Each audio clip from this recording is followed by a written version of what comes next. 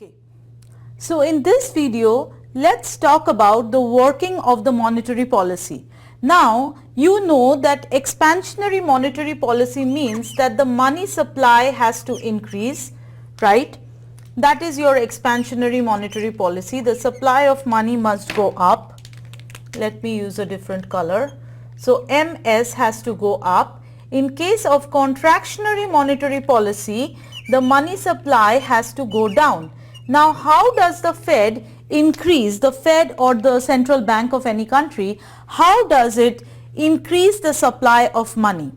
In order to increase the supply of money, the Fed will buy government bonds, which are also known as T-bills. So, buying and selling of government bonds, buying or selling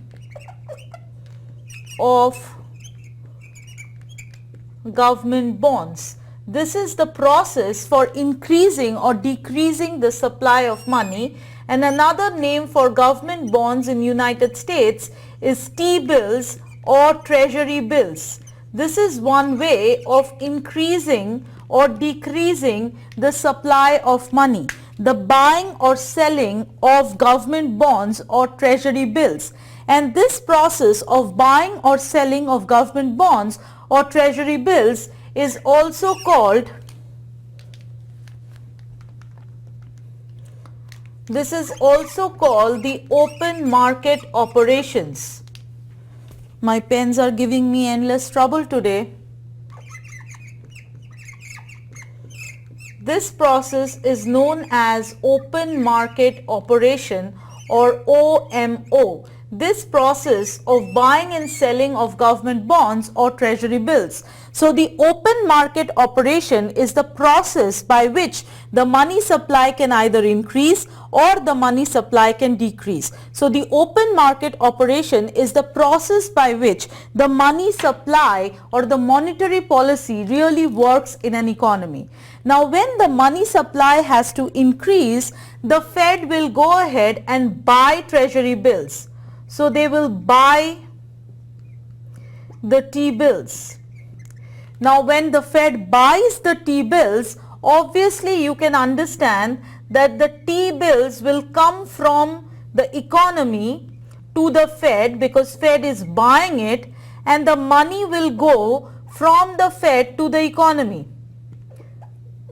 Isn't it? And as a result of that, the money supply in the economy will increase. If I buy something for you, let's say I'm buying some apples from you. So the apples will come from you to me and the money will go from me to you. The same thing. If the Fed buys from the citizens, economy means the citizens of the country. So if Fed is buying the T-bills will come from the citizens to the Fed, but in return the Fed has to pay money, and that money will lead to an increase in the supply of money in the economy. Now, as money supply increases, this vertical line is going to go towards the right, to something like MS dash.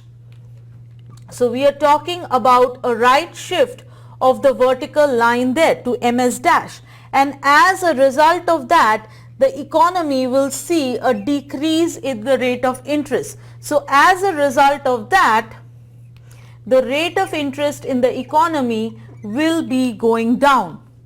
Okay. Now what happens if there is a decrease in the supply of money? If there is a decrease in the supply of money, then the Fed sells the T-bills. The central bank sells the T-bills. If it sells the T-bills, then the T-bills are going to go from the Fed to the economy, and the money will come from the economy to the Fed. So money is getting squeezed out from the hands of the citizens, so the money supply is basically going down. That is the impact. And you will see a left shift as a result of that. You will see a left shift of the money supply curve to something like MS dash. So the quantity of money has gone down here, and as a result of that, the rate of interest in the economy actually goes up. the rate of interest in the economy actually goes up. So here you will see a left shift of the money supply curve, and as a result of the left shift you can see the rate of interest in the economy has gone up. So here we are talking about something like R double dash, here we are talking about something like R dash. Okay, so you can see that the process of increasing or decreasing the supply of money or monetary policy is basically open market operation, that is buying or selling of the treasury bills. In case of expansionary policy, the Fed has to buy the treasury bills so that the money supply increases and hence the rate of interest goes down. And in case of contractionary monetary policy, the money supply has to decrease, so the Fed has to sell the treasury bills so that money supply decreases, this vertical curve moves to the left and the rate of interest in the economy goes up. Now once again you can see that the expansionary monetary policy leads to a decrease in the rate of interest and the contractionary monetary policy leads to an increase in the rate of interest. So once again, due to these policies, both expansionary and monetary policy and contractionary monetary policy, the interest rate effect will kick in. And once again please go and look at the module 1 unit the module 4 unit 1 ADAS model to see what I mean by interest rate effect. But when I say interest rate effect, I mean that for an increase in the rate of interest, the aggregate demand goes down and the real GDP goes down. Demand goes down and real GDP goes down. Whereas for a decrease in the rate of interest, the aggregate demand goes up and the real GDP goes up. That is what I mean by the interest rate effect. And as soon as the interest rate effect kicks in, you can see that the aggregate demand will shift to the left or it will shift to the right, and as a result of that the real GDP is affected. So the output gap in the economy will get bridged. So that means for an expansionary policy the rate of interest will go down. So you will see something like this. The aggregate demand will go up and the real GDP will go up, so the recessionary gap is removed. In case of contractionary policy, the money supply is going down, so the rate of interest is going up. So as a result of that, your aggregate demand will be going down and your real GDP will be going down.